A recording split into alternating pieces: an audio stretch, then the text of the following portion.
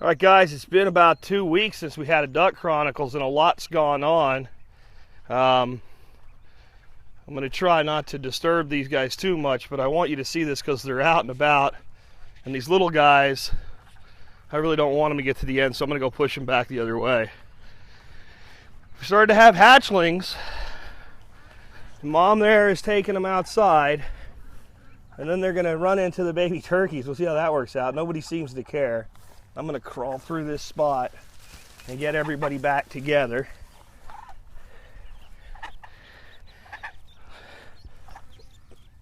Oh, we had one trying to get through the wire there. And apparently they can get through the wire.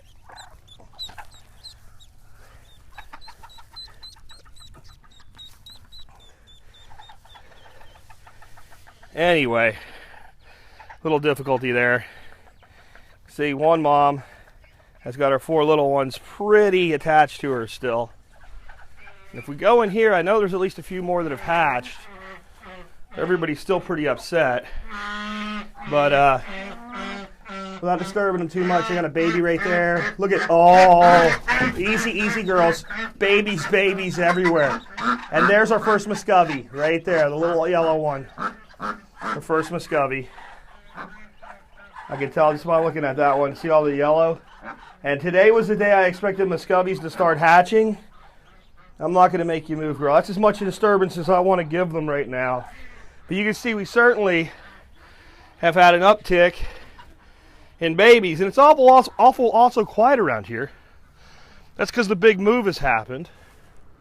Before we go talk about that, let's see if we can find everybody else, because Barbie and the kids are out. There's 2 of the baby turkeys.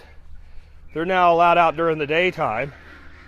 I don't know where the other turkey is right now. Oh, there they are. Come on, Charlie.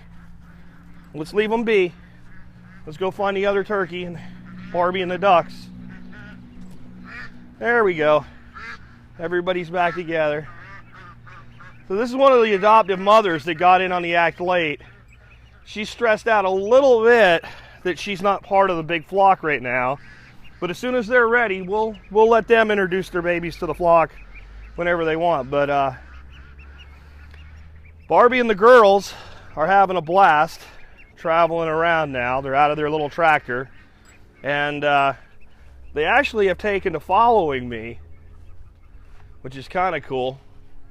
We'll see how long that lasts, but right now, come on babies! It's fun when they're in this stage. I don't want them in here just yet.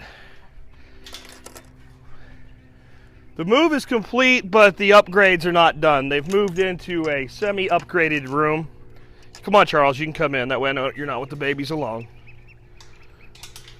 As you can see, we've left the straw behind. It just gets too soupy, too wet, too nasty. We've gone to wood chips. It might cost a little more initially, but it probably costs less lifelong. They last a lot longer.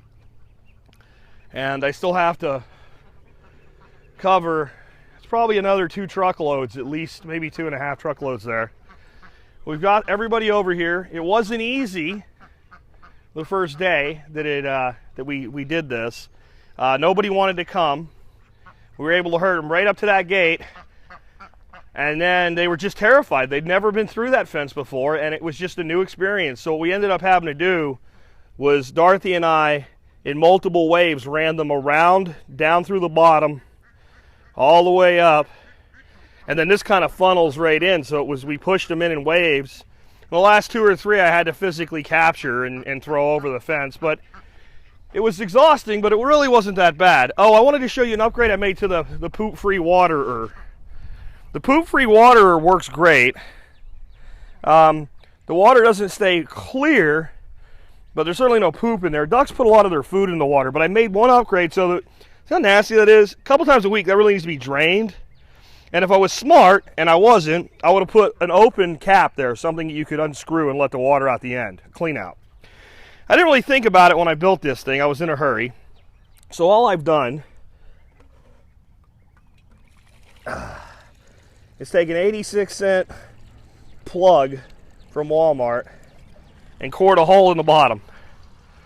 And I'll fill that up when I'm done with the episode. But all that water now can drain out, and I can take the hose, put it in the far end and push it through. You know, and maybe once a month flush it with a little hydrogen peroxide to keep everything nice and clean and good to go. And I do need to use a little piece of rain gutter or something and direct that water that's coming out the bottom there out instead of in. I really would prefer that it go to that side of the fence instead of soaking this area. But it works for now. This was the old goose house. And the muscovies seem to really like laying in here more than inside the new digs. And we have plenty of time rolling yet, so I'll get you down and show you where the girls are in a minute. Do want to show you around in here. We now have power. The ducks now have power. We do have electricity running here. Dorothy was just here getting eggs 20 minutes ago. And it looks like we have a couple more eggs have shown up. These little boxes are about $8 or $9 or something like that at Walmart. We found they make great laying boxes. And if you notice, as long as there's a space in between, they'll use the space too. We'll probably line that whole side there with boxes. Over in this corner here, I'm going to have to do something for the turkeys until they grow up where they can roost, but I keep the ducks out from underneath the roost, maybe like a box or something, because the turkeys are going to want to start roosting soon. And if you let them roost where ducks go under, you got turkeys pooping on ducks. And hopefully everybody will cohabitate and be cool with each other. Come on, Charlie, let's go find everybody else. So, we got them in the night before last, and then yesterday morning was their first day on this side. They wouldn't even come out. They were all in there. They had adapted pretty well, but they wouldn't come out this fence either. So, I took their sprouts and I spread them out in here, and I put a big pile right by the door so they would come eat them and come out. Wouldn't do it, man. They just would not come out that door. They'd come right up to it. They wouldn't even eat the sprouts that were close to the door. So you can see everything's wet here. I set their pools up here, and about 4 or 5 of them came out. And finally I had enough and decided you guys have been in there for hours this morning, and I went in and I just kind of, because of the way this is shaped, just pushed them around and out. And once I got more ducks out than in, all that left behind started running up and down the fence trying to figure out how to get out. So we had to teach them where the door was. I think everybody's got that down now. And they've come out and in a few times, and they now know they can do it, and they've adjusted psychologically to this. So everybody seems cool. And they have a new favorite place. You might imagine where it is. With all the rain we've had, that little temporary wet weather pond is not full, but it's got a lot of water in it. We're expecting a lot more rain this week. So they'll probably have the option for a while. Buddy and Joe have been sent back to live with the ducks, and Buddy seems much happier now. She was really reluctant to come over here because of her other experience with the mafia, but the mafia is now gone. 3 of them are in my freezer. 3 of them are in the freezer of a friend who did the deed for me. So that was the deal I made. And that gave me freedom to plant a bunch of grapevines in the day I would have been butchering geese. So everybody's down here now. And this water was actually clear before they got in it. And they mudded it up pretty quick. I actually have a pond contractor that I've been emailing back and forth with, supposed to come out here and take a look at this area and see if we can put an actual pond in, going maybe all the way back into there, close to the fences we can get without really kind of being too close, being able to still get behind it to work, and just leaving enough of a path to get the truck through that gate.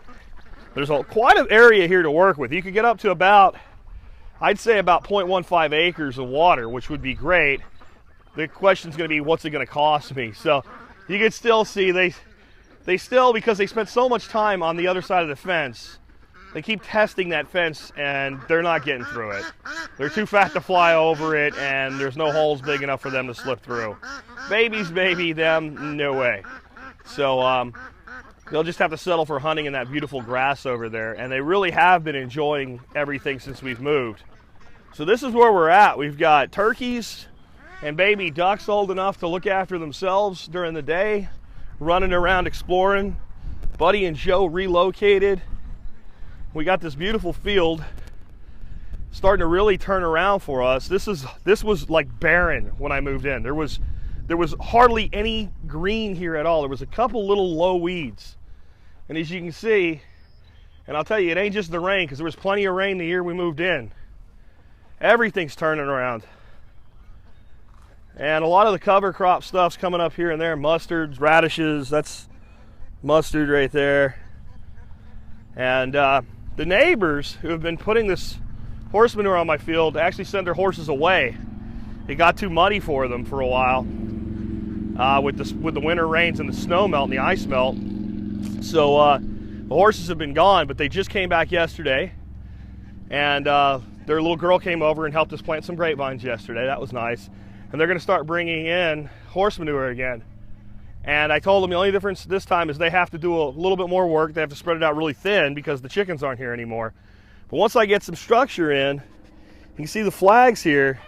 I already have contour lines figured out. I'm going to go and I'm going to start putting some organic matter, starting with wood like a hugel, on these contour lines going across with openings for the vehicle to drive through. And we'll get to how we're going to do that in a little later episode.